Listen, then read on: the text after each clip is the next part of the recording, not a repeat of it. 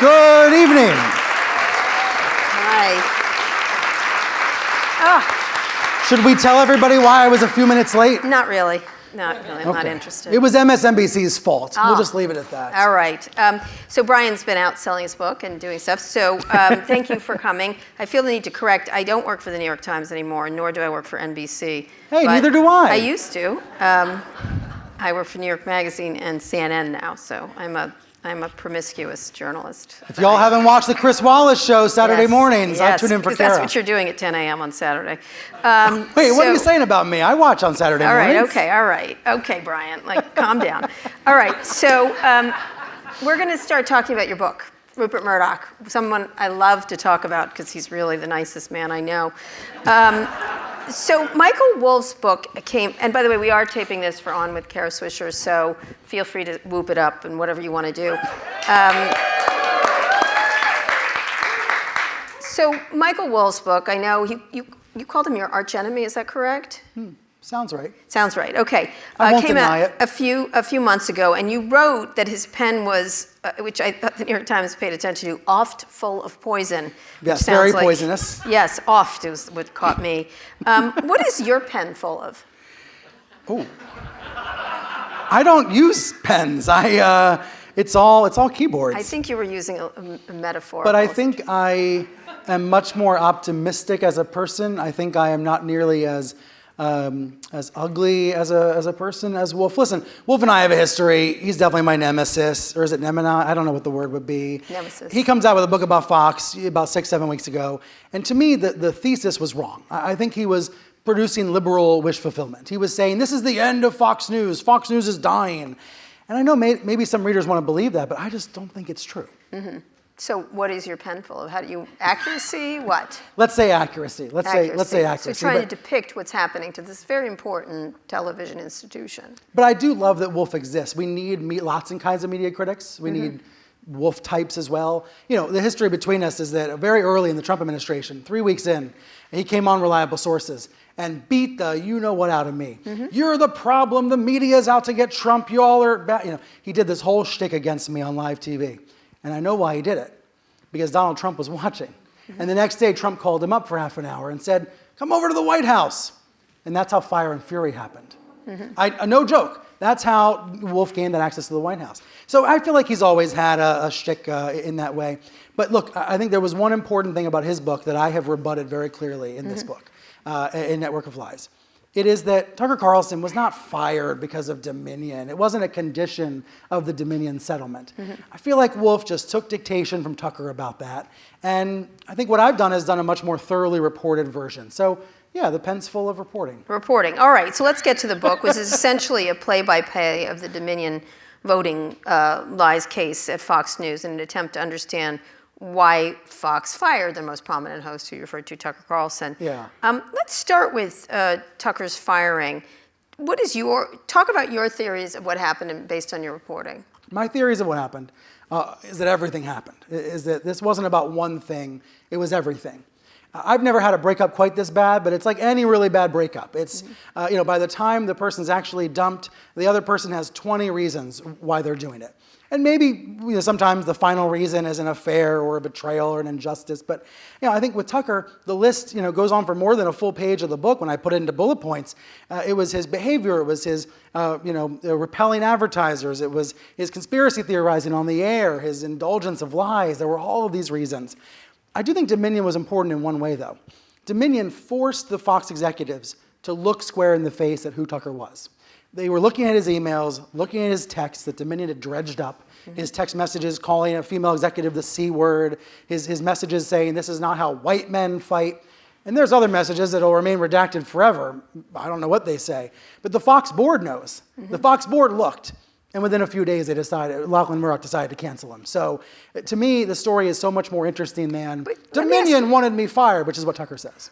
Why then? Why at the moment it did? Because this has been going on for years and years. Totally. And, it should have, if you believe, as I do, that he's been a force, he's been a dangerous force in the country, should have happened after Patriot Purge, his false flag lies about January 6th.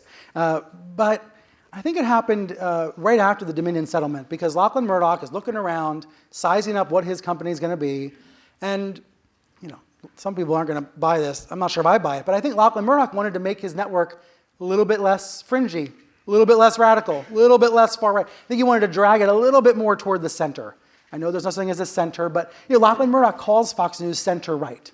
But you can't really plausibly say that when Tucker Carlson's the face of the network. So I think Lachlan Murdoch decided enough was enough. And he had more than enough reasons to do it. Again, why then? Because it did link it to it felt like it was linked to the settlement, or that Tucker Carlson himself was leaving and they wanted to fire him before he could leave. He definitely wasn't leaving because he wrote an email to his staff a few minutes after he was told the show was over. I print that email for the first time in the book. He's in shock. He says he doesn't know what's happening, he doesn't know what's going to happen to the staffers, and then a minute later his email is turned off. That moment, I think, for him was, it was one of the worst moments of his life. He wasn't allowed to sign off on the air the way that I was allowed to sign off at CNN. Yeah, the world's tiniest violin is playing right now. but I think it is all Couldn't related. get one more shot in at a brown person. Right, well. one more time calling me a eunuch on live TV. I do think ultimately Lachlan Murdoch, again, I think there's a lot of criticism of how he's been running Fox Corporation, but he's looking around and saying, this is the moment in April of 2023, after having paid this historically large settlement amount, to make real change. And I would argue Fox News has lowered the temperature a little bit. Okay. Still a lot hotter than it should be, but right. without Tucker, it's lowered a little bit. I would not agree with you, but let's go on. We'll go on to that in a second. This was not the first time Fox lost its star host. Bill O'Reilly, Glenn Beck, Megyn Kelly, they were all huge stars, disposable to this network over time, which is, I think, the nature of television. Right. How was this departure different, or was it not? This departure was much more of a shockwave. It was much more of an earthquake and had much more of a shockwave. I don't know if I'm mixing my metaphors. That's my pen. But I think that there is the impacts were so much larger. Bill O'Reilly, when he was ousted, the ratings decline was not nearly as dramatic. Megyn Kelly, when she went to NBC, the ratings collapse was not nearly as dramatic. Tucker Carlson really did cause this shockwave for Fox's ratings. Newsmax took full advantage. Others took full advantage. But the untold story, the underappreciated story, is that the Fox audience mostly came back.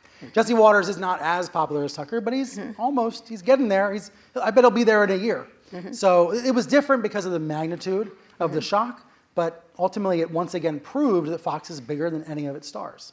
Which is often the case, the network itself, or it has been in the past, that nobody was above a network, which he had started to feel that way. I think so, and I think Fox is really unique in that way, yeah. Let me delve a little bit more into Tucker and what made him popular, and made him the most popular show on that network, correct? By far, by quite a lot. The only months where he lost, he was losing to The Five, which is that 5 p.m. talk show, and when that would happen, his staff would freak out. I say in the book there were periods where the order would come down, we need more animal segments, we need more funny segments at the end of the show. They were doing whatever they could do to beat The Five, but otherwise it was always Tucker, number one. Always number one. So talk about how he got there, because you quote, some people think he's an opportunist, some people think he's just a stone-cold bigot.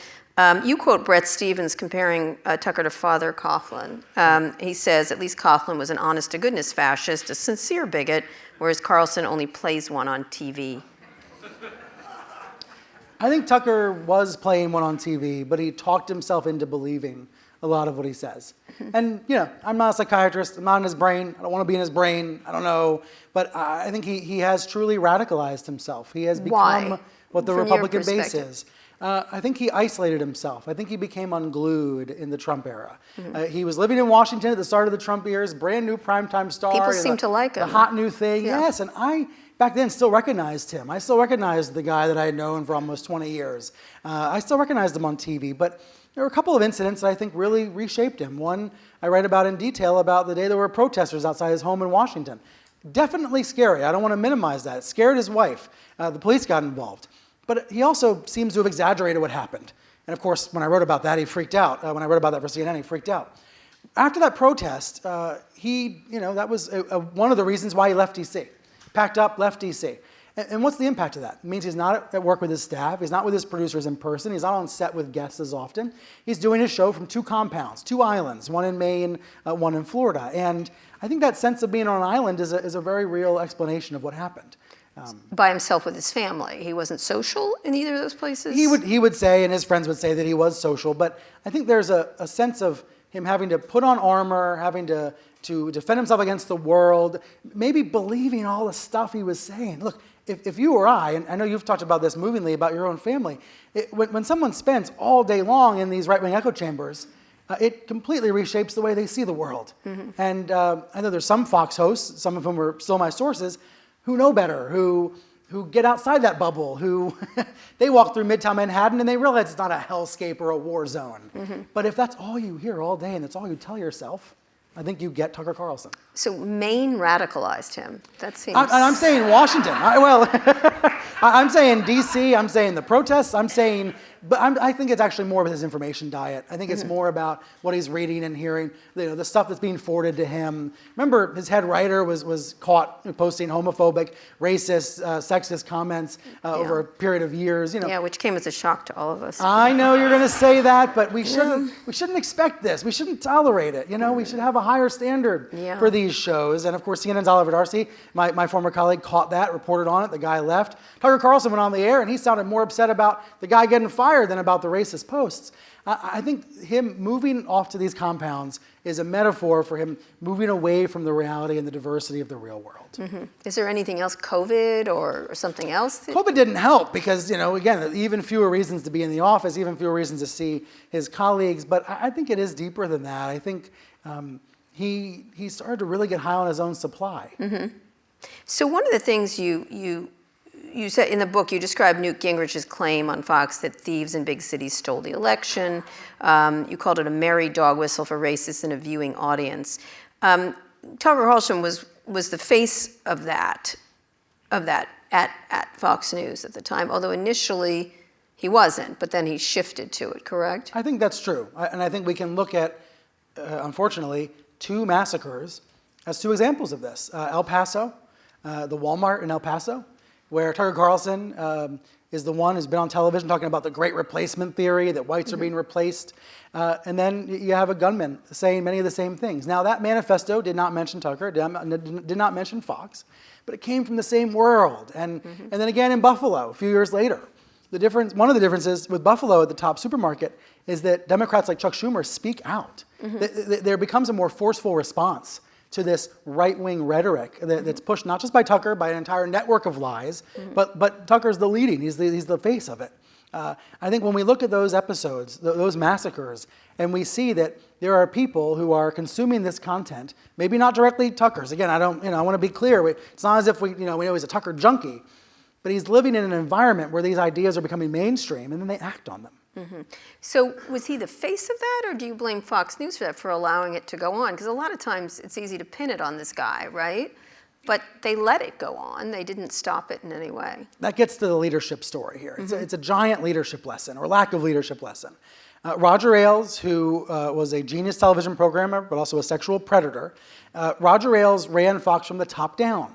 What he wanted is what happened. And many people were hurt as a result. But there was a clear, forceful, autocratic boss. Ever since he was forced out and then died, there hasn't been that kind of leader at Fox. It's really much more bottom-up now. Every show for itself, every host for him or herself.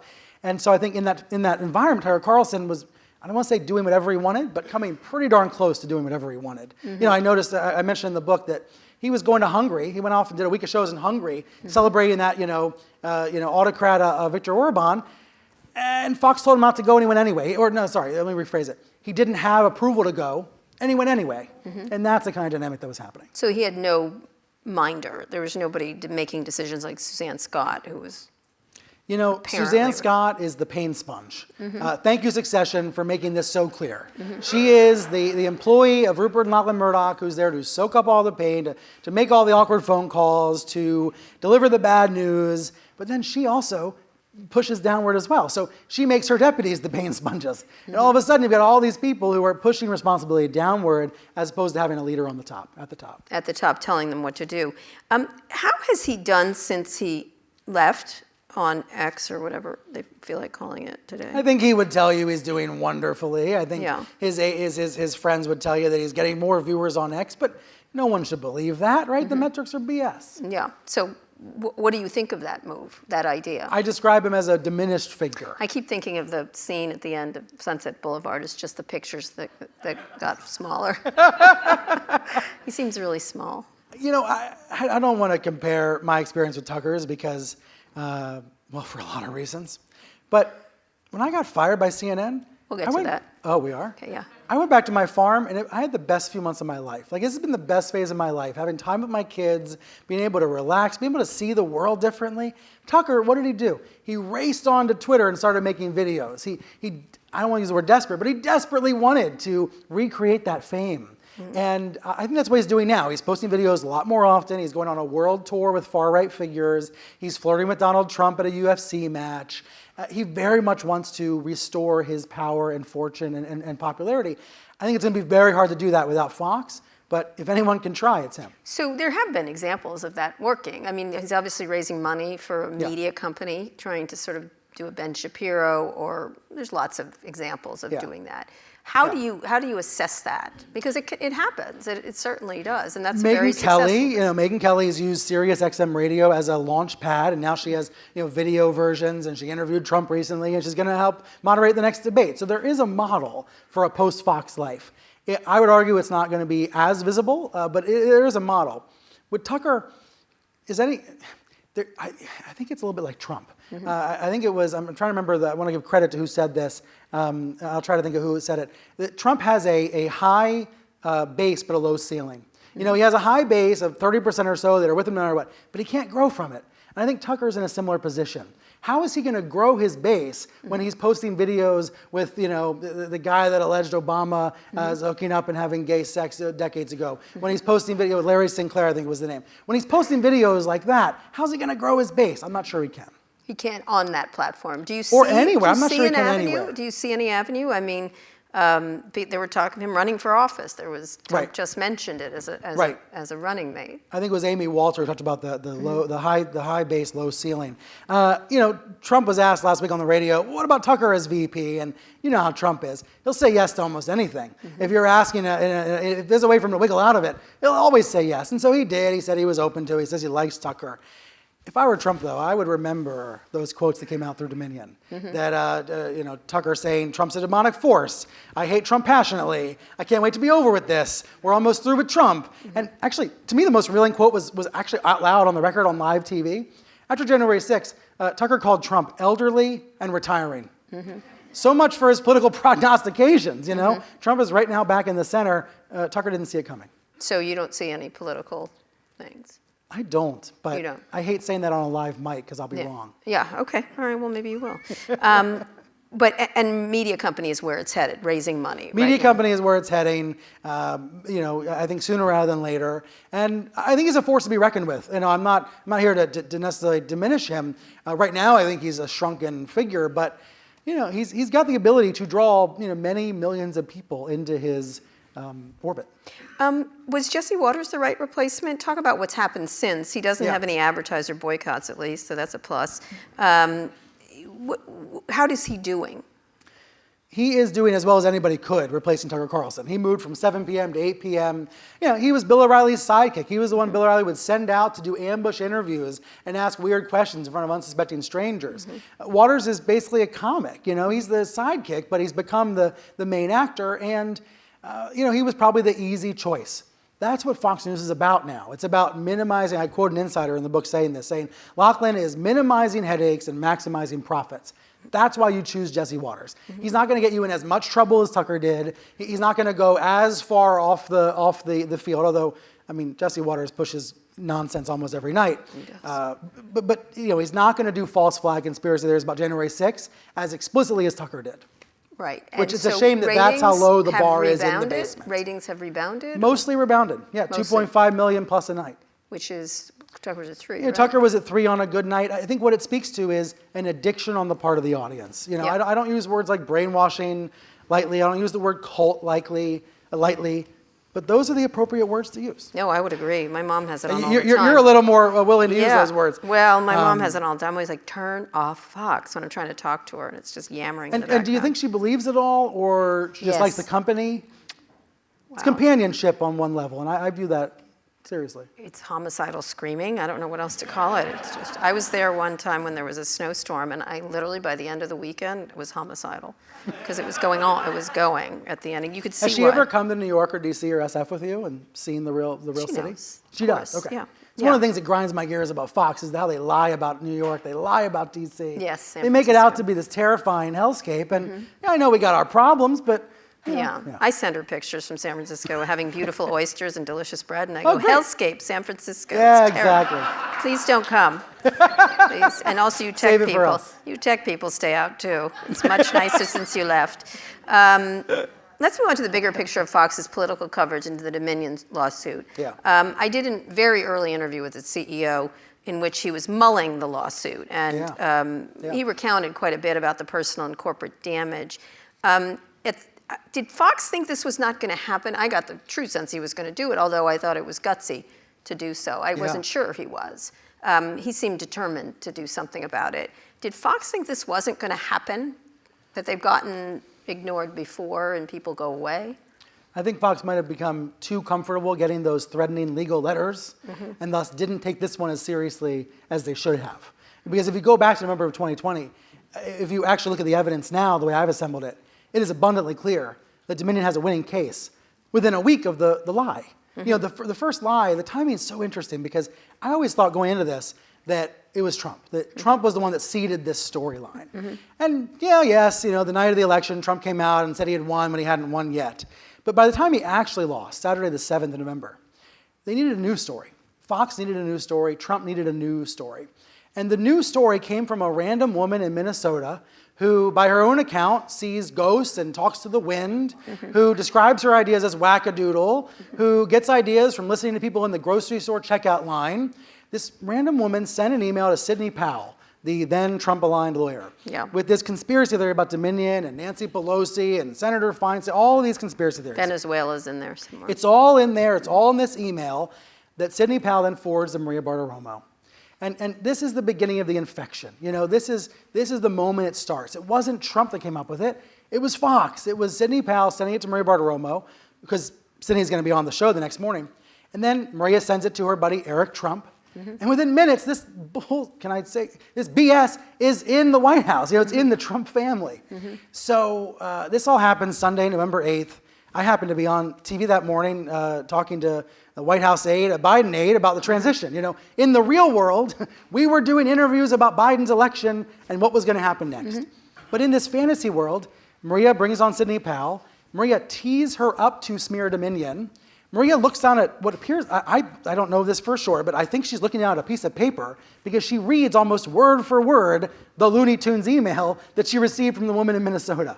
So she's mainstreaming this conspiracy theory to millions of people, saying that it's Dominion's fault.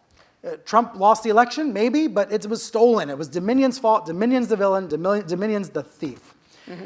That's on November 8th, and by November 12th, Trump starts repeating the name Dominion. So to me, by November 12th, Dominion has a winning case. Right. And you know, the fact that they waited until March to sue, it shows incredible restraint, actually. Why did Maria Bartiromo do this? I think she was protecting herself. That's what she thought. This was self-preservation. Trump was good for her. Being tight with the president was great for her. She could get the president on the phone. If Fox executives didn't like her, this all came out in the emails from Dominion. Fox executives were critical of her, sometimes misogynistic, allegedly. That's according to Abby Grossberg's lawsuit, the former Maria Bartiromo producer who sued Fox. She was not well liked inside Fox, but she had one trump card, and it was Trump. She had Trump. So when Trump lost, she lost. And she couldn't believe it. She's texting Steve Bannon saying, OMG, I'm so depressed. Isn't it cute how stars are just like us? They text the same way, they send emojis and exclamation points. I don't find myself texting Steve Bannon, but go ahead. Or Rupert Murdoch with like 5 exclamation points. You know? Yeah, still not doing but that. I think this was about self-preservation. She didn't want to lose, and she was in denial. So it was making things up. So she made up an alternative story. And by the way, that worked so often in the Trump presidency, why couldn't they try it again? Try another one. But as you put it, a $787 million settlement was the cost of doing business. Fox continues to do that. They're involved in more lawsuits. Yeah. Has this lawsuit, and the audience seems to have moved on in some way, Was this a smart thing for them to do, even if by accident, by Maria Bartiromo trying to save her own skin?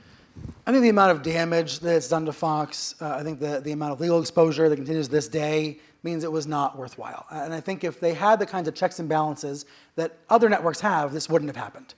So you're new at CNN, I'm a CNN veteran.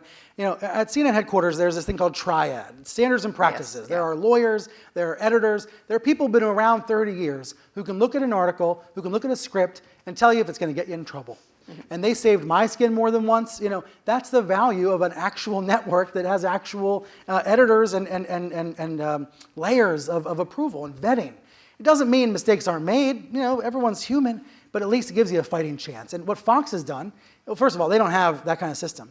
Second, what they did have was a brain room. They called it the brain room in the Ailes era, and they have been laying people off from the brain room. During November of 2020, there were times when Jeanine Pirro's script would be sent to the brain room. These researchers would say, "Yeah, this is full of BS. You need to change this." You could send that to my toddler's preschool and figure that out. And and that's right. Yeah. Like a toddler, she just shrugged. She didn't want to make the changes. So there isn't a system at Fox. There wasn't in 2020, and there isn't today. You can't say that. For that kind of accountability. And ultimately, I think that's what went wrong. I haven't seen any signs that they're trying to change that, but paying out the $800 million was a big deal. Didn't the calculus work? They had all those ratings, they had all those profits during those years, and even though it's a large sum, it's still cost of doing business. Yeah, that's why I quoted disinformation researcher Caroline Bueno in the book, Caroline Bueno, saying it's a lying tax. They had to pay a tax for lying, and it's baked into the business model. But let's see where we are in a year or two. Smartmatic is still suing Fox for $2.6 billion. Depositions are underway. That lawyer, Jared Connolly, he tells me in the book, he says the damages are bigger. The Smartmatic case is can I tell you why it's so interesting? Smartmatic has a better case than Dominion. Because Smartmatic, Dominion was it was easy for Dominion to prove that all the lies were lies. Smartmatic, it's even easier. Because Smartmatic was only operating in 2020 in one county in California. Sorry, one county in the United States. Los Angeles County, California. Nobody believes that Trump won Los Angeles County, California. Right. Smartmatic, all Connolly has to do is get up and say, this was the only county we were in. It should be case closed. That's why I think, Fox will have to settle this before trial, but only after Connolly gets his depositions, because he gets a second bite of the apple. He gets to re-interview all the people that were interviewed by Dominion, maybe even Rupert Murdoch, and challenge him again. And there's a new lawsuit. There's incredible legal exposure. There's a new lawsuit by a reporter who is alleging that. Yeah, isn't that interesting? Yeah. Jason Connor, I think his last name is, he was in my last book, Hoax, because he was the Capitol Hill producer who was actually inside the Capitol when the attack happened. He was an eyewitness to the violence, and he's suing, alleging retaliation for being dismissed by Fox. There are also really interesting defamation cases by individuals like Ray Epps, who was smeared by Tucker Carlson repeatedly on air, and maybe this is most important, shareholder lawsuits. We'll see what happens, but people suing the Fox board of directors saying that this was a case of epic mismanagement. And those will come in the next year. I think they will. I think Smartmatic, these are taking a while, in part because, this is funny, I was talking to the Dominion lawyers again last week. They're suing Newsmax, Mike Lindell, Sidney Powell, Rudy Giuliani. They have all these other cases against the big lie liars, but because the cases are filed in D.C., it's taking longer. Why it's taking longer in D.C.? There's so many rioters to prosecute. So it's like the courts are backlogged. And then in New York, Smartmatic is in New York, and that's backlogged because of COVID. They were tourists. Just remember. That's what Tucker told me. I recall. So you ultimately concluded that Rupert Murdoch and Lachlan Murdoch were passengers on this trip, and don't check your phone. And Fox was essentially leaderless. I'm just afraid of the Q&A part. No, we're going to keep going here. Okay. You essentially say they were leaders despite having a nominal CEO in Suzanne Scott, right, and then the recently departed legal head. Viet Dinh, yeah. Yeah, Viet Dinh. I find this hard to believe. I have worked for Rupert Murdoch. I remember. Explain your theory, since mine is a lot more satanic. Well, can you tell me your satanic theory, why I find my favorite quotes? What's your satanic theory? I wouldn't turn my back on that man 10 days after he was dead. So.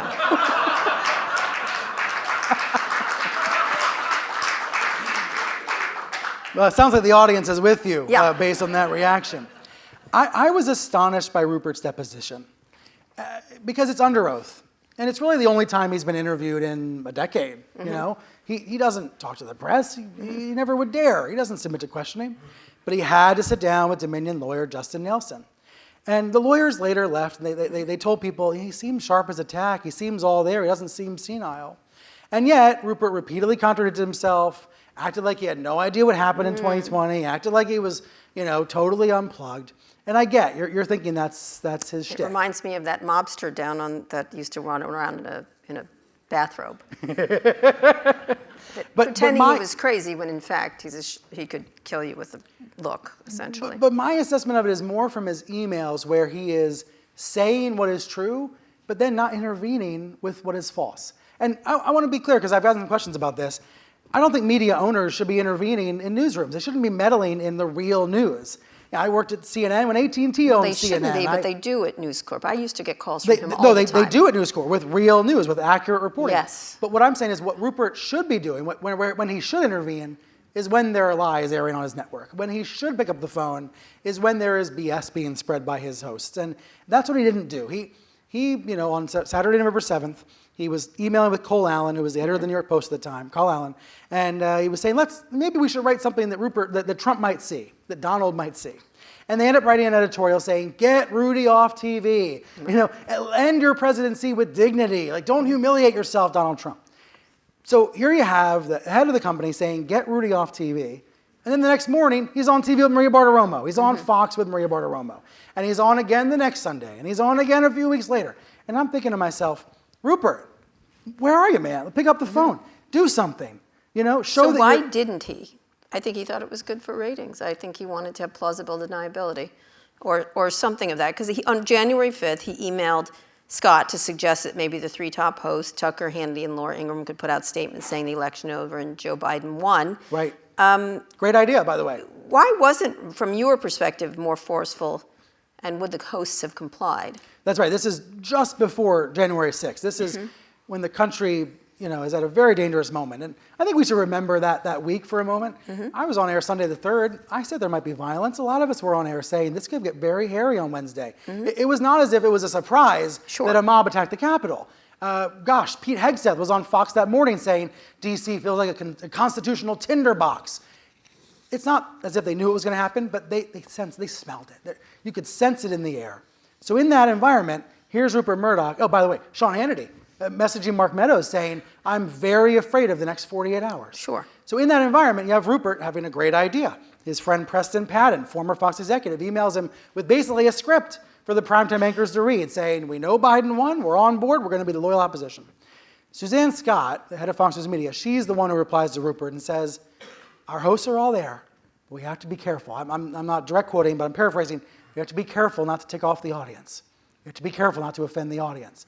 I think that's what it all came down to. Even when Rupert was right and had a wise idea about showing leadership, there was this, hey, let's tiptoe, let's tread lightly. We don't want to piss off our audience. So we wanted to make money. So it gets to your point. It was about ratings. It was about the fear of the viewers tuning out and going over to Newsmax where they wouldn't be offended by the truth. And so he took a dive, in other words, and so he took a dive. So it was a purposeful thing. There's no weakness in this person, from my perspective. I agree with that assessment that there's no weakness. What I find baffling and frustrating is that I think there's a moral and ethical responsibility. And I think what I'm trying to call out is that failure to show that leadership. Wow, what a shock. Uncle Satan Hey, became... That's what I call him, Uncle Satan. People can still be pressured into doing the right thing, can't they? Sometimes, once in a while, no? No, not this guy. Hey, Sorry. at least by 5 p.m. Should on we January... move on to Elon? No. No, they can't be pressured. At least by 5 p.m. on January 6th, the head of Fox Business says, no, Donald Trump, you cannot call into Lou Dobbs' show. We don't think it's responsible for you to be on the air during the riot. It was as if at the very end, once the blood had stained the Capitol, someone at Fox finally had a shred of a conscience. But nobody felt they could move because he wasn't moving. I think that's my right. perspective. And I just want to call out one thing in the book that I hope gets attention. Fox was ahead of the other networks. They called out the violence before CNN or ABC. They said by 1:40 p.m., this is a real emergency. And we know Trump was watching Fox, according to all the testimony. So we know Trump was watching very early on. People have talked about, why did he wait so long? I make the case in the book, it was actually an hour longer than what the January 6th committee said when he should have acted. Right. So let me read a part of a New York Times review of your book. His Fox News is a nightly Russell Stover assortment of ginned-up grievances and predictions of cataclysm and collapse. The network delivers an insinuation instead of reason. In this account, irritable gestures instead of journalism, a great deal of voice and very little mind. Fox News is biased against expertise and culture. Its hosts patrol and destroy as white blood cells do in the body any hint of sequential reasoning. They deliver the kind of shallow and primitive totalitarian propaganda that George Orwell in 1984 called prole feed. In the network of lies, it is a dead-end grotto of the human spirit. Flood the zone with wit, as Steve Bannon did not say. Accurate? Accurate? Is that what it is now, still? I think Dwight Garner should write the next book about Fox. I agree. He's an excellent writer. Incredible. Yeah. So the actual Steve Bannon quote is flood the zone with shit. He said it early on in the Trump years, and journalists felt that experience. We felt the you-know-what coming at us. Flooding the zone is what they're still doing today. These disinformation artists, and it's bigger than Fox. It really is a network of liars. But I do think he describes it correctly. I would just make it a little more complicated and say, and I know some people in our audience are not going to believe this, there are still people at Fox who believe they are journalists, who believe they can do the right thing, right? Trey Inks in Israel is the best example right now, but there are many others, not as many as there should be, not as many as there used to be, but there are still others there who think they can make this product better. So let's talk about that, because many people, including, as you report in the book, Biden privately, have called Murdoch the most dangerous man in the world. Do you think he's the most dangerous man in the world? I have not listed in my head the top 10 or bottom 10. I think we could make a case for Elon if we were going to make that list as well, just because of what's happened to X. But I think let me sleep on it. Okay, but he's stepping down. He is tomorrow. Sure. Yeah. Well, right. Stepping down. I'm using scare quotes for our listeners on the podcast. Right, so Wednesday at News Corps, Friday at Fox Corps. He's becoming chairman emeritus. I think he might even give a speech. Sure. Look, I call it semi-retirement. I think that's this is the closest to retirement he'll ever get, but it's only semi-retirement. Why?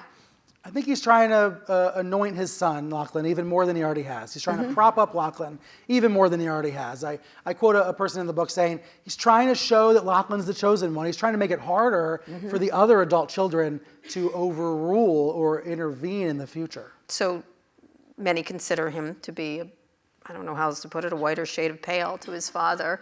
And he will lose power. It's a song. Okay. He will lose power when and if Rupert sheds his mortal coil, correct?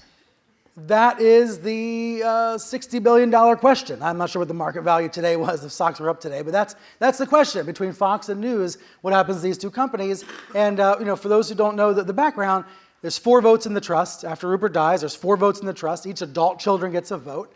Lachlan gets a vote, but so does his liberal brother James. James is disgusted by Fox News. He thinks it's poison. So does his wife Catherine. They're even spending some of the money they gained from the Disney deal, where Fox sold assets to Disney, on antidotes to Fox's poison. They are. So James does have a vision for Fox's future. He would like to drag the network back toward the center, not toward MSNBC, but toward a reality-based network, a network with more journalistic rigor. But he can't do that as long as his dad's alive. Sure, but what will happen? Ultimately, he will die, maybe. Well, you tell me, isn't it? Oh, boy. You tell me, aren't there so many different scenarios that we can't really even venture a guess? I think they'll the company sell it. could be broke up in so many... Sold off. Sold off, right. Sold off for pieces. I think the kids won't decide, but I don't think they listen to the father at all on this topic, on their brother. Well, I personally view Elizabeth Murdoch, one of the adult children, as a kind of... Shiv. There were so many seasons. I don't know what position that puts her at that moment. She seems to be straddling, all of the other family members, staying in touch with Lachlan and James and Rupert, right? She was spotted at the Super Bowl with her father. That got people talking. The reality is, I think, they're at the end of the day, it is a family. And although James and Lachlan do not speak, others speak to both of them. Yeah, and there's another sister. Half-sister Prudence, 2 younger sisters as well who have financial stakes but not voting herself. Right. Prudence has a vote herself. She does. And, these characters, they never speak about this. They never talk about it on the record. You never get a window into what's really going on. So I think it's ultimately a mystery until that moment. I think they're going to sell it to the guy who played by Alexander Skarsgård. The inventor of the pain sponge, by the way, Lucas in Matson. all this, will anything be different in the next election? Dominion Voting Systems case, with all the costs, did not change it one iota, you say, at least in the category of pushing lies. The smart market cases, the recent revelations by former guests like Sidney Powell. Yeah. I don't know anything about election lies. We knew that at the start, of course, are further showing that the lie they propagated. More and more of that. Will they change their 2024 coverage? I think a couple things have actually changed. Donald Trump is not allowed to call in anymore. He can't be in his pajamas at Trump Tower, sorry for the image, and and rant with the Fox and Friends hosts. He also can't be on live at all, even if he was on camera. They only tape the interviews because they're afraid of legal exposure. What a remarkable thing to say about a former president. They don't trust him to be live on TV. So I think that is what's changed. And then beyond that, I noticed something when Biden gave a primetime address that I thought was kind of interesting and maybe a hint of what's happening. Biden gave a primetime speech about Israel and Hamas, and it was anchored by Bret Baier and Martha MacCallum, who Fox considers the news side, the news anchors, the news leaders. It was not Jesse Waters who was allowed to be in the chair. Jesse Waters, who won't even call the president President Biden, he calls him Sleepy Joe.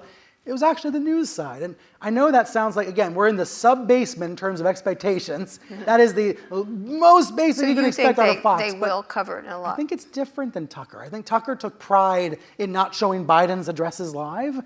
There was a difference. Now, one of the differences is there's now a war in the Middle East active, but I do wonder, and I think what we should look for are signs in 2024. How much do the news people have power versus the opinion people, the propaganda arm versus the news arm?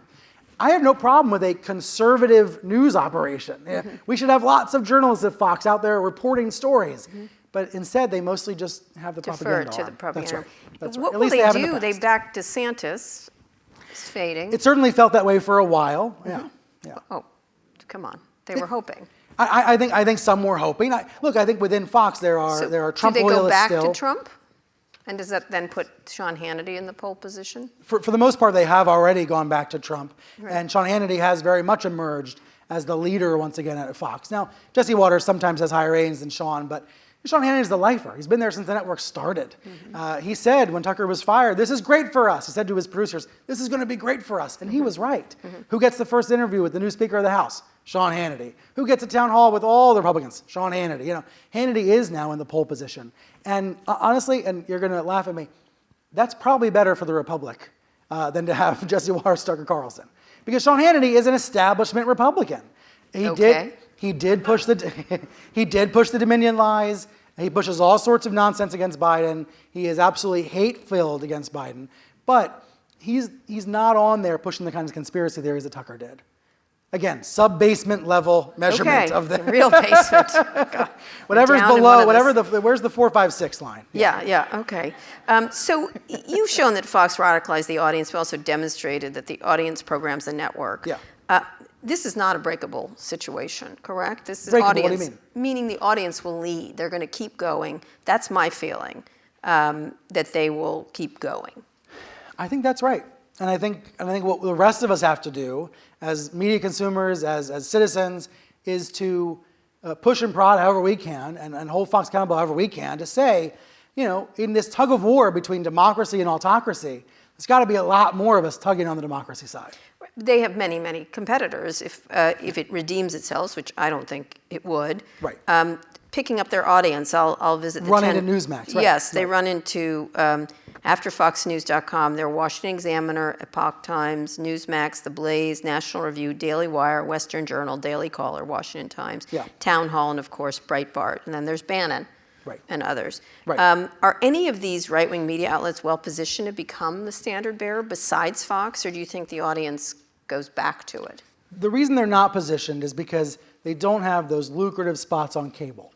And as much as people have ridden off cable and as much as we've seen cord cutting, it is still, especially for older Americans, the largest part of the Fox audience, the median Fox viewer is about 70 years old. Cable is still the primary way to access it. Fox News has something called Fox Nation. It's been around about 5 years. It did last longer than CNN Plus, rest in peace. But But it's a streaming service that, that they've tried to get going, and I report in the book it might get to 2 million subscribers this year. So, it just goes to show it's very hard to start something new in that way. It will still remain the dominant. Cable is still, Fox is the not. #1 network on cable because it still has that connection through the cord. And if anything, the next 2 years are going to bring rebundling, right? Cable's looking more and more appealing as the streaming prices get higher and higher and the service gets worse and worse. So they remain the top. I think they have that first mover advantage. What role does X play? Is Elon Rupert 2.0? He's trying to be, certainly. He's trying to be, but that morning when Axios published a story saying Elon's the new Rupert, he's the new conservative kingmaker, oh, those Fox executives were howling. They even said, there was even an edict that night when Ron DeSantis was going to announce his campaign on Twitter Spaces. Yeah, I recall Remember that? Yeah. Remember the crash? It was a disaster. So he had this announcement on Twitter Spaces. A memo went out at Fox said, hey guys, let's downplay this. We've got him on our own air at 8 p.m. Don't play up the Twitter Spaces thing. There was definitely some competition that night. But then it was a disaster. The thing didn't work. They were making fun of him, making fun of it on Fox. And for Fox executives, especially the Murdochs' inner circle, this was a reaffirmation that Elon's not the new Rupert. The Twitter cannot be a replacement for Fox. So do you think he wants to be? I don't think, no. I think his vision's different, right? His vision is to be the everything app and to have us do our banking on X. You're going to give over your accounts? You suggest that there is an actual vision. Interesting. I think it's just whatever he thought of the night before at the rave, honestly. But that goes to speak to the fact that there's not really a successor. There's not something that can take over for Fox. Yes, there's Newsmax. Yes, there's the Daily Wire and Steve Bannon's War Room. And they all matter a little bit. They all contribute to the network of lies effect. They all contribute to this echo chamber where you're hearing this craziness over and over again. But Fox is still the beating heart. Still without what's happening on X and elsewhere. I think that's right. You think so? So at the same time, you did, and you're still on the platform, aren't you? A lot. Don't be mad, but I'm not mad. I'm Twitter blue. I paid for a check mark. You did? Wow. I did. Only to DM sources. Okay. I promise. Oddly enough, I refused to pay for it, and he gave it to me for free. But well, that's because you have, I believe the word is sway, to borrow your old podcast title. I don't think so. I don't know why he kept it for me. You know that I met Jamie on Twitter, so I'll always love Twitter. Okay. I met my wife on Twitter, so I Sure. can't quit it. Okay. All right. Okay. Thank you for the all. That's right. I'm not off Twitter. I use Twitter just to insult Elon. That's what I do. I have thought about deleting all my old tweets, though. Really? Because, Why? 12 years ago when Twitter was innocent and the internet was pure, Yeah. I used to post where I was. And one night I was on the Lower East Side. Remember a bar called Epstein's? I do not. A decade later, trolls tried to say that I was at Jeffrey Epstein's house. Wow. They used that old tweet, I'm at Epstein's, as if it was proof. So it's like, I think I might need to delete my old tweets for safety. What do you care? No one's coming for you anymore. You're still a frequent punching bag on the platform, though. It's enjoyable to watch. I am. They're helping me sell copies for the book today. They do. The trolls are out. It's really astonishing. And the verified tab is now the way to see all your haters. It's so convenient. I don't get that on Twitter. It's interesting. Except from Elon. They think that you're untouchable. No, you're Elon invincible. Elon said I was seething with hate. As you can see, bleed. I am seething. Oh. It's not even good words. I'm like, seething? Is that the correct word? No. On that note, but you wrote your book is about achieving accountability for assaults on democracy. I think so. You obviously focus on Fox News, but what about the tech giants? Very seriously. Who do you think presents a bigger threat to democracy? Right. Social media is combined. You're seeing the conflict in the Mideast getting uglier still because of online. If you had to stack rank them, what would you do? I don't know if we can untangle them because these things go back and forth so dramatically. Not go back and forth. They're so connected. The video that's on Fox then gets shared on every platform, and crazy posts on X get posted live on Fox, and they're the premise of a segment on TV. So I don't know if we can detach them. I think they are so connected. I think if I had to stack rank them, though, right now, as the parent of a 4-year-old and a 6-year-old, my biggest fear in my life is about what happens when they get phones, when they demand to have a phone, when they're on social media, when they're on anti-social media.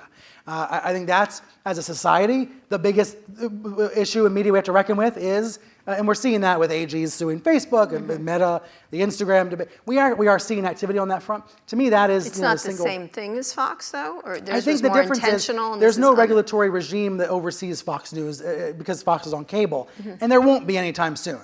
At least with Meta and Google, there is activity, there's energy in Washington around something. Now, I'm skeptical, and I think you are too, about the results. Well, it's been 25 years. Exactly. We've had a generation that's been hurt by this software. But I, if I had to rank them, I would put that there. The reason I focus on Fox and I talk about the accountability for the big lie is that every time a Trump indictment came out this summer, I scurried to rewrite my book. And I'm sorry to my editor, Julia, who's here. I'm sorry to Abby. I kept having to revise because every time I would read the indictment, one of these indictments, I would see new examples of how Fox was a part of it, how all of this related back to Fox, how Rudy and Sidney Powell, who were named as unindicted co-conspirators, were on Fox line all the time. In Georgia, those voting machines that were breached in Coffee County, Georgia, well, what kind of machines were they? Dominion machines. Right. It all goes back to the smear that was on Fox. And so that's why I think this book is basically a preamble for the Trump trials. It's because it's looking at how it all went down to get to the point where Trump was indicted. Right, so you need organized versus the disorganized misinformation on I think social so. media. Yeah. So I'm not letting you out of this. We're going to finish up and I have some questions from the audience Not talking letting me about out of CNN. this. Okay. Your former home and a network that's not without its own controversy. As I disclosed, I am now a regular panelist on Chris Wallace's show. 10 a.m. Eastern. Thank you. What did you make of Chris Liss and David Zaslaw's attempt to win back conservative viewers? Was winning back Trump fans a realistically attainable goal for CNN, given you were looking at Fox? Conservative viewers, yes. But we have to be honest about the word conservative.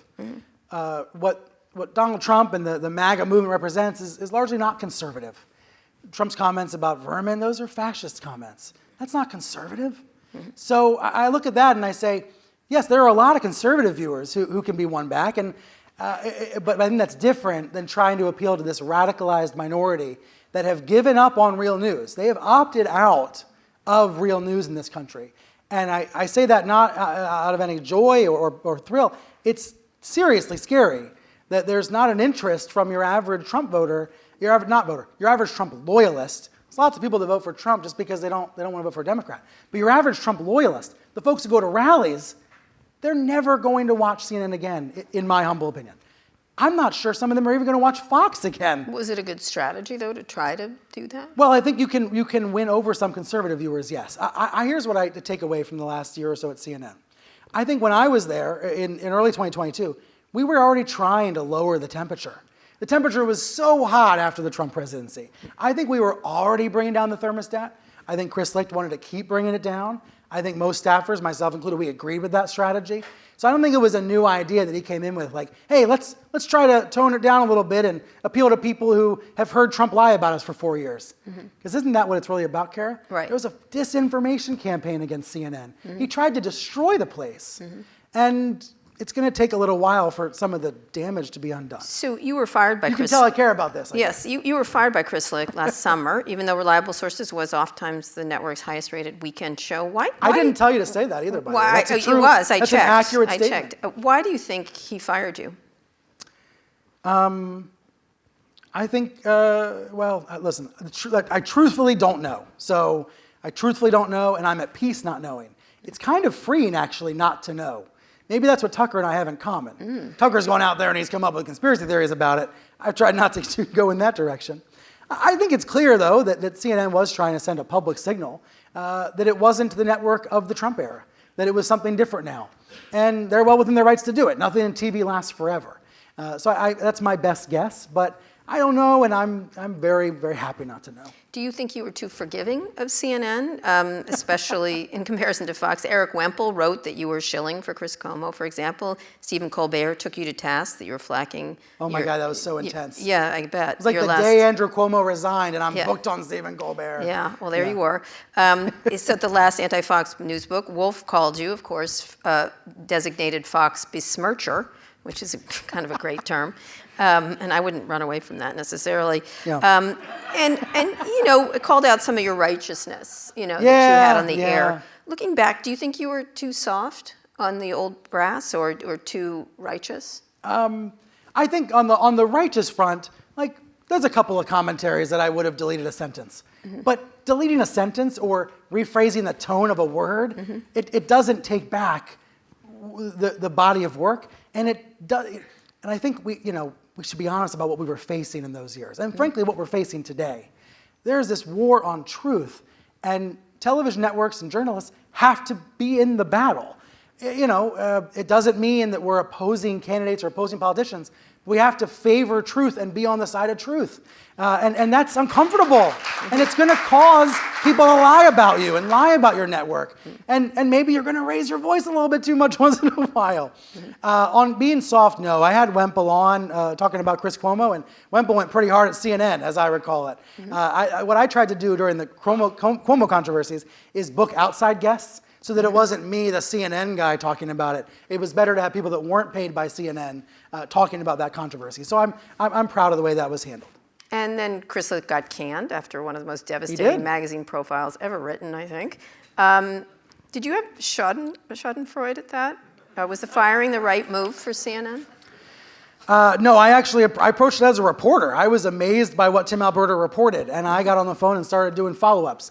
I had all these CNN people calling me, telling me there was a mutiny underway, that anchors and correspondents were telling David Levy, the new COO, that Licht was not fit for the job and that he had to go. So that weekend, I was at my keyboard writing a story, because for me, the most comfortable thing is just to go back into reporter mode, just try to write. The best thing you and I can do is put new information into the world. So that's how I approached it. Look, and I had to call Chris for comment. So, I was just back to reporter mode.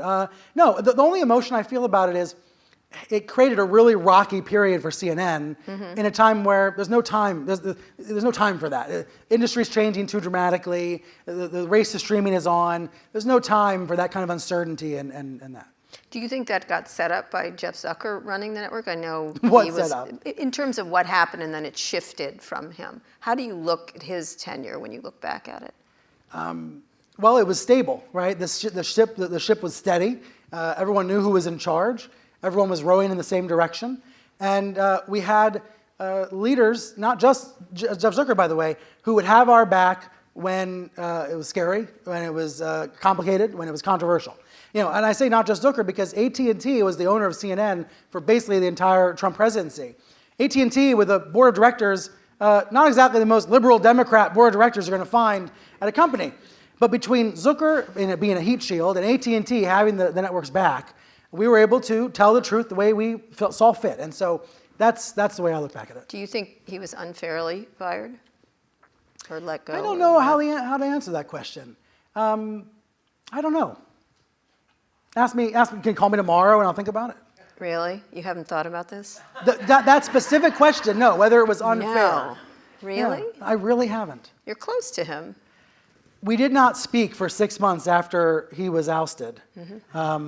I think he might not have loved the way I covered the news. And I don't know if you've probably had that experience, right? Someone who you worked for, someone you were close with, who doesn't love the way you cover them? No. No, it's never happened to Kara. You'd be surprised to text me. No, my point is, when he was ousted, I had to report on it like it was happening at another company. Yeah. And that was very difficult. But I haven't sat back and thought, was it fair or not? I don't know.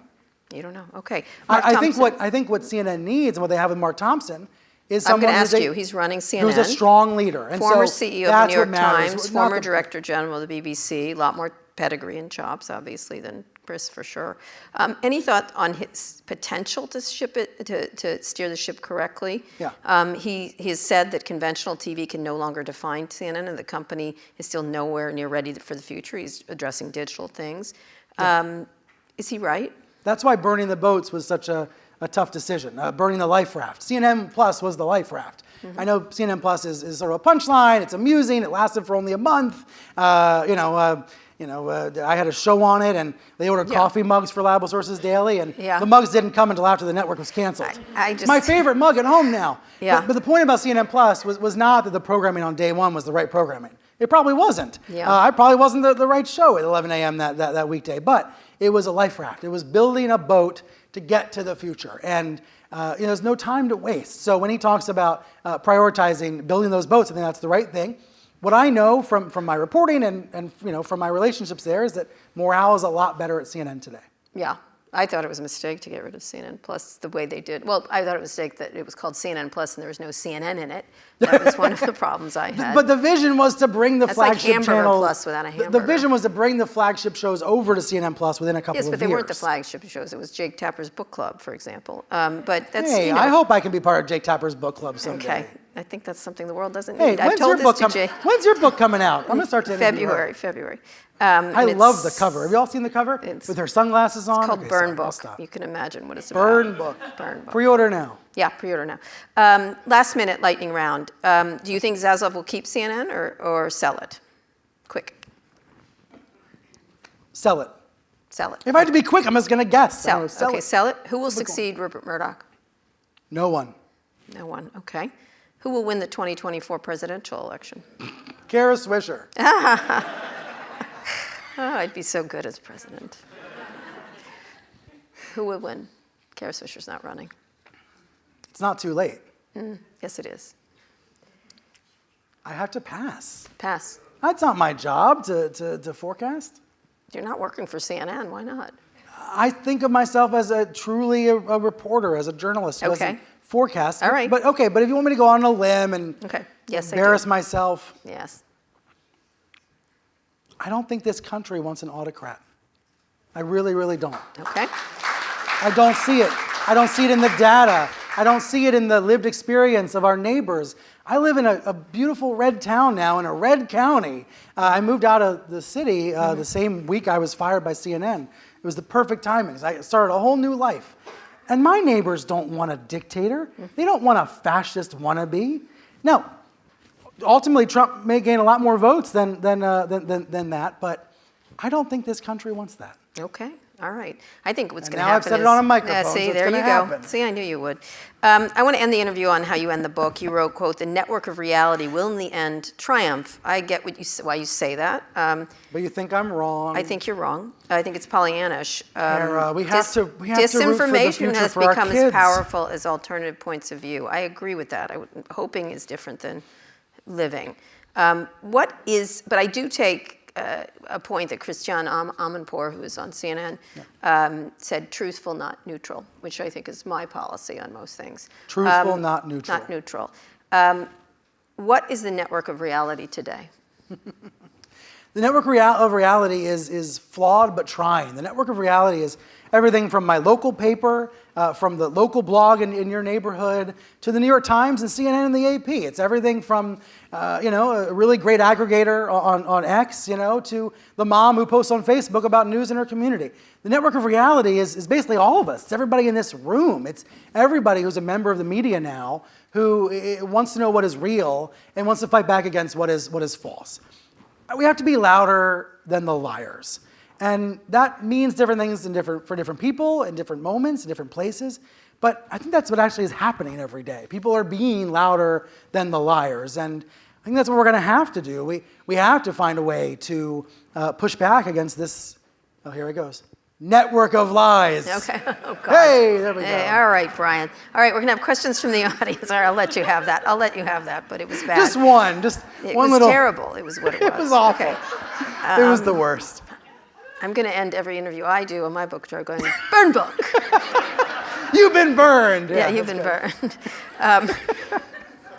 I really. Are these the audience questions? Because now I can relax. Yes, audience questions. Okay. If Fox never has been born, would a similar network have failed the conservative news void?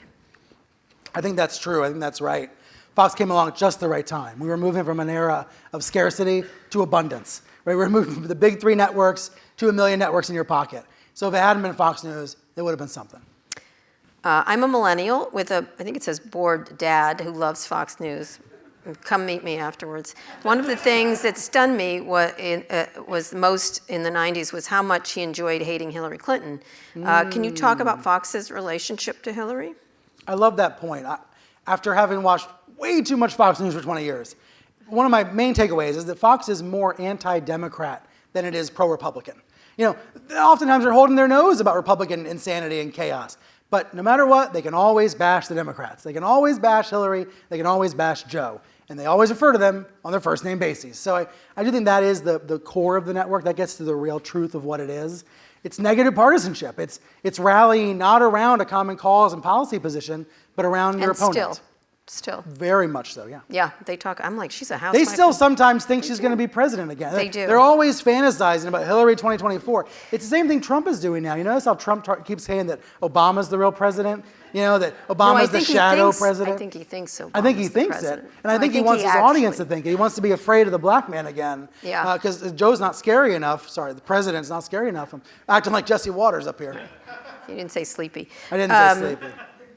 I think they're obsessed with Hillary Clinton. Obsessed. And I keep saying she's the housewife from Chappaqua, but it's not working. How much do you think Murdoch is frustrated by having to work with Trump versus seeing him as a useful means to an end? I think Rupert Murdoch is disgusted by this stuff. I think he has been for years. I have a source in the book saying Rupert hates Trump and he can't believe we're going to end up back with Trump. But that's why I say he's a passenger in the car, not the driver. You know, everyone thinks Rupert's driving the car and he's in the back seat. Is he? He owns the network. He controls the network. He's not a passenger. You cannot let this man off. If he really hates Donald Trump, then he can change Fox's programming. He can choose not to run Trump rallies. He can choose to fact check. Yeah, he can hire a goddamn fact checker for once. You know, and he doesn't. Well, my expression for that is maybe we should run Fox. No, that would be funny. My expression for people like him and other tech billionaires is they're so poor, all they have is money. All they have is money, yes. How will AI-powered news sources alter our political worldviews? Well, that's a question for me. Yeah, it is. I think you should go for it first. It remains to be seen. I think it's a version of the internet that's sort of on steroids. Yeah. We'll see how people use it. Some of it's useful. Some of it is prone to lies, depending on the data that's inputted into it. But I certainly wouldn't rely on the people running it right now because they're the same people who brought us Facebook and Twitter, et cetera, et cetera. It's the same exact people, actually. And so the fact that they're suddenly going to see responsibility over this, I don't see it coming. The humans are after to get smarter, right? Well, the humans are after to get smarter in an AI world. There was an article. I think there'll be a lot of AI-generated news and information. Totally. I would say broader information. Real news and also disinformation. All of the above, right? Yes. All of the above. Yes, information has come from, and I think people will use it. I think it's actually quite helpful in many ways. So we'll see. I urge you all to use it and understand it. It's like at the beginning of the internet, when people were asking about it, I'm like, use it. You'll get it immediately. Build a Once website. you start using it, Make a bot. Yeah. once you start using it, you'll understand it, and then you'll have worries about it. Right. Do news orgs have plans to do anything differently, solo or collective, or just stay in the course as we march to fascism? Asked on behalf of Heidi Kuda, former Fox reporter. That is interesting because the vermin comment didn't get a lot of. They kept trying to paraphrase the word vermin. I was so frustrated on Sunday and Monday morning, and I happened to be on CNN. This is a comment Trump made. I worked it into my CNN interview because I thought we've got to talk about this. And I did notice that by Monday night, it was getting more attention, at least on cable, not as much on broadcast. I think right now, Trump's words are not being taken as seriously by networks and news outlets as they should be. There's not enough fact-checking going on. But fact-checking is also not enough. We need reality checking. I think what we really need is history checking. We need a lot more historians out there describing what is going on and how this relates to the past.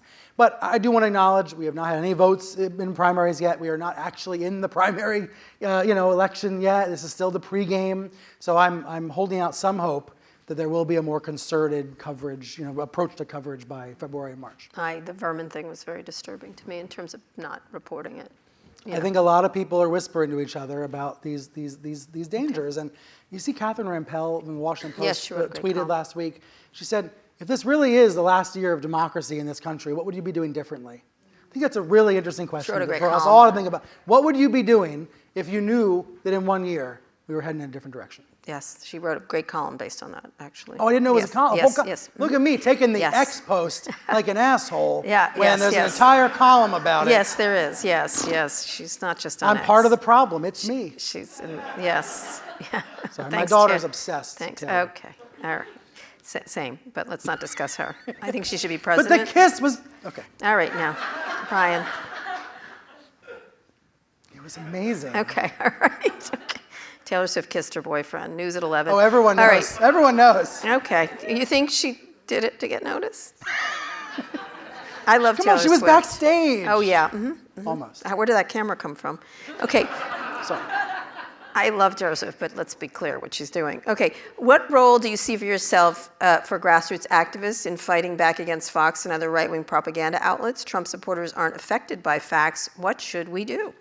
I have a lot of those answers at the end of the book. There's the plug. There are such a wide range of answers. There are protests outside Fox headquarters every Tuesday by liberal activist groups. There are, maybe one of the protesters is here. There are, so many groups that are trying to create civic bonds instead of tearing them apart. Groups like Better Angels and More in Common that are encouraging civic dialogue and real discourse. They want to make it easier to go to Thanksgiving and see your relatives. I think, those bottom-up answers, they have to be the answers to this.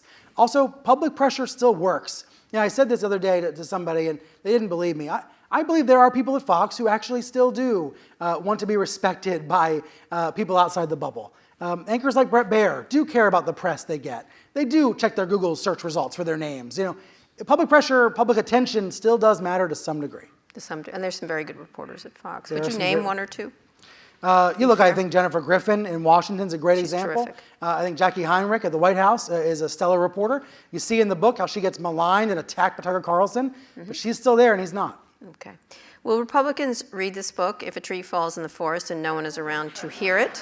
What's new now that makes a dent or create accountability? Yeah, what is new now? What's new now is that this is in their own words. These are quotes in their own words. This is not anonymously sourced stuff from people complaining inside Fox.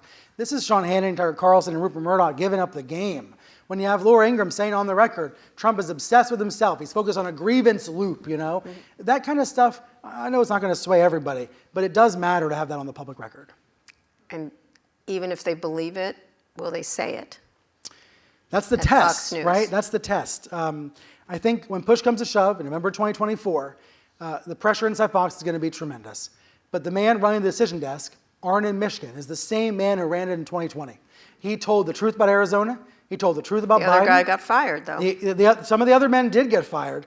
Arnon Mishkin will still be in charge. So hate to put a lot of pressure on his shoulders, but I think he's already feeling it. This is the famous call in Arizona. Yes. So he will make the same correct call. He will be making the same call with most of the same staffers. And what we see in the Dominion emails is he actually was walled off from interference. Rupert and Lachlan really were not messing with the decision desk. That's one of the actually, for all of the critiques of Fox that are real in this book, it actually shows how the place works in a positive way as well. When push came to shove and they were going to call Arizona for Biden, nobody intervened. The truth still did air. The problem, though, is the truth was then overwhelmed by lies for weeks and months later. Oh, that. So that little thing, right? So it's like, how do you... So they did their job. Briefly. Okay, which you don't get a medal for, but keep going. And then they were shouted over by the propagandists. But I'd still rather have a Fox that briefly does its job, that briefly tells the truth, that gets on the record with it, because then, again, we can hold them accountable. And frankly, through the courts and through the court of public opinion, Fox is being held accountable like never before. On that note, Brian Stelter. And Kara Swisher.